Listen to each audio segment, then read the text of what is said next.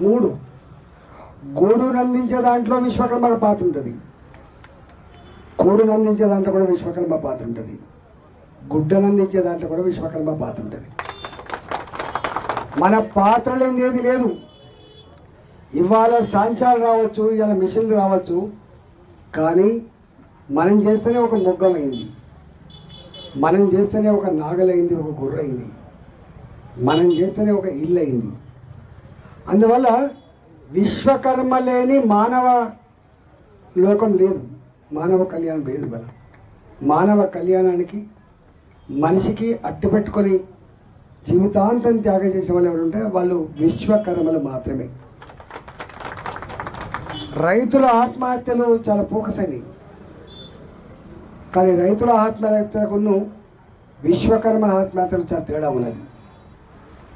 రైతేమో ఎక్కడైనా బలవన్మరణం చెందిన సందర్భాలు చూసాం, కానీ విశ్వకర్మ ఆత్మహత్య ఒక్కడిగా లేదు ఎక్కడ. విశ్వకర్మ మొత్తం కుటుంబానికి ఏ తేజ బంగారానికి అది సారబెడుతుందో ఆ తేజాపై మింగి చనిపోయినటువంటి కుటుంబాలు కోకొలలో ఉన్నాయి. కానీ అంత కుటుంబాలు చనిపోతూ వాళ్ళు పెట్టిన ఉత్తరాలు సమాజం చదువుకున్నది, కన్నీళ్ళు పెట్టింది. కానీ ఆ విశ్వకర్మల జీవితాల్లో వెలుగు నింపడానికి, విశ్వకర్మల ఆ ఆత్మహత్యలు ఆపడానికి మాత్రం ప్రభుత్వాలకు పెద్దగా చేతులు రాలేదు.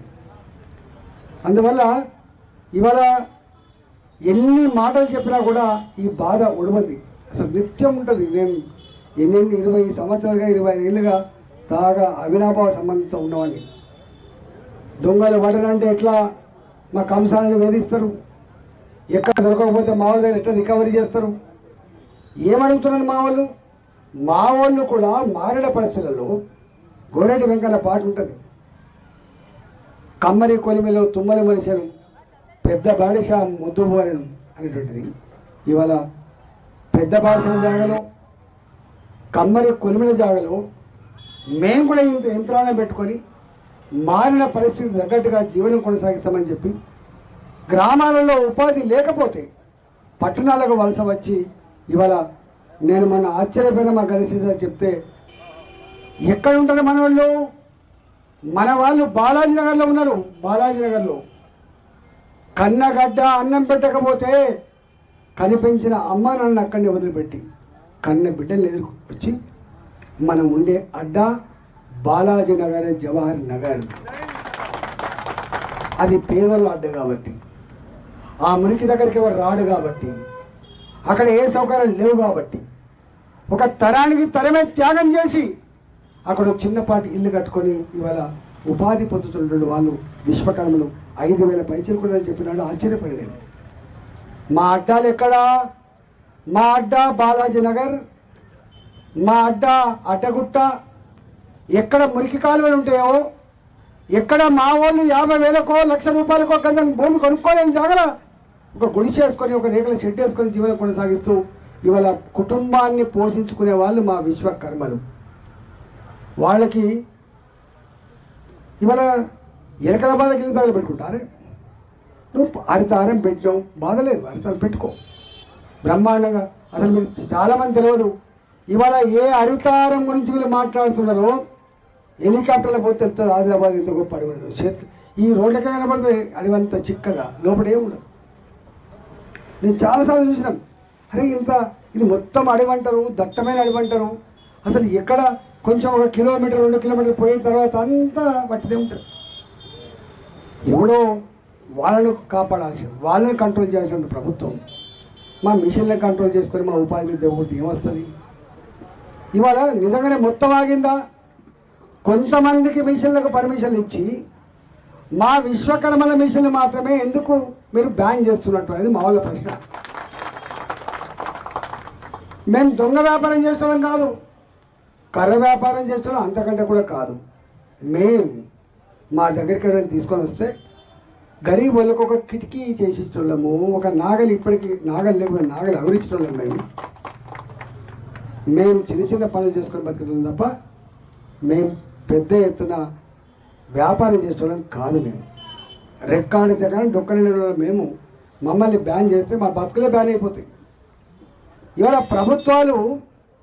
ప్రభుత్వాలు ఎప్పుడు కూడా మనిషి చుట్టూ, మనిషి జీవితం చుట్టూ తిరగాలి తప్ప, ఆలోచనలు నిర్ణయాలు దాని చుట్టూ తిరగాలి తప్ప, వాడు ఎక్కడ పోతే నాకేంది, ఏమైపోతే నాకేంది, నేను మాత్రం చట్టాన్ని పెడతా. గలాంటి చట్టాలను పెట్టడానికి అధికారం వీలేదు బిడ్డ. అధికారాన్ని కట్టబెట్టింది ఇక్కడ ఉన్నటువంటి అన్ని వర్గాల ప్రజలకి. రాజ్యాంగం మీద కదా ప్రమాణం చేసింది. రాజ్యాంగం ఏం చెప్పింది? సమస్త సంపదలు సమస్త ప్రజలకు ఉపయోగపడేదిగా ఉండాలి అని చెప్పిండు Ambedkar. Development with equal distribution చెప్పిండు అంబేద్కర్. కానీ ఒకనాడు మహారాజులకే గొప్ప గొప్ప భవనాలు కట్టించినట్టు మా విశ్వకర్మ ఇవాళ ఏమైపోయిండు? మా విశ్వకర్మ చివరికి బతుకు మీద విరక్తి కలిగి సూసైడ్ చేసుకునే పరిస్థితి ఎందుకు వచ్చింది? సమాజానికి సిగ్గుచేటు. ఇది సమాజానికి సిగ్గుచేటు.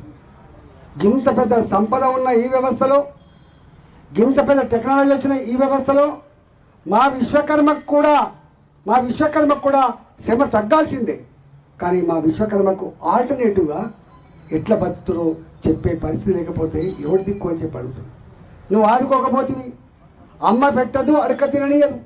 నువ్వు పెట్టవు, మేము బతకనివ్వనంటే ఎటుపోవాలి వీళ్ళు? ఇవాళ వారు చెప్తున్నారు. ఆనాడు జావడేకర్ గారు కేంద్ర ప్రభుత్వం దీని మీద స్పందించి పాజిటివ్గా నిర్ణయం తీసుకుంటే ఆ నిర్ణయాన్ని అన్ని రాష్ట్రాల్లో అమలు చేసిన కానీ తెలంగాణ మాత్రం అమలు చేయలేదు. ఏం కర్మ? బాధ అనిపిస్తుంది. తెలంగాణ ఉద్యమానికి మూల పురుషుడు సిద్ధాంతకర్త జయశంకర్ సామిగడ్డ కన్నా జాతిది. తొలి అమరుడు మొట్టమొదటిసారిగా పెట్రోల్ చల్లుకొని హావుతైన బిడ్డ, తెలంగాణ జాతిని లేపిన బిడ్డ శ్రీకాంతాచారి, వెంకటాచారి కరేవాడు. వాళ్ళ త్యాగాల మీద, వాళ్ళ ఆలోచన మీద, వాళ్ళ మీద సంపత్తి మీద, వాళ్ళ ప్రోత్సాహం మీద తెలంగాణ తెచ్చుకుంటే గా జాతికి ఈ సమస్యను పరిష్కరించకుండా నువ్వు కళ్ళలో మట్టి కొట్టినావంటే నీ ఆలోచన ఎటుంటుందో ఒకసారి ఆలోచన చేసుకోండి. అందువల్ల మన ఉసురు తగిలింది అనిపిస్తాను. మన ఉసురు తగిలింది.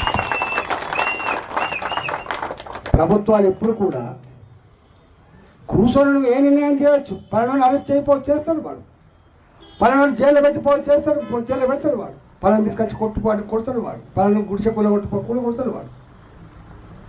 కానీ నేను చాలాసార్లు చెప్తున్నా ఈ మధ్యకాలంలో, రాజా పైన ఉన్నటువంటి రాజు ఆదేశాలు ఇవ్వగానే చట్టాన్ని మర్చిపోయి, శిష్టాన్ని మర్చిపోయి కేసులు పెట్టినా, సామిలను మూసేసినా, నా కంసాలను తీసుకుపోయి జైల్లో పెట్టినా తాత్కాలికంగా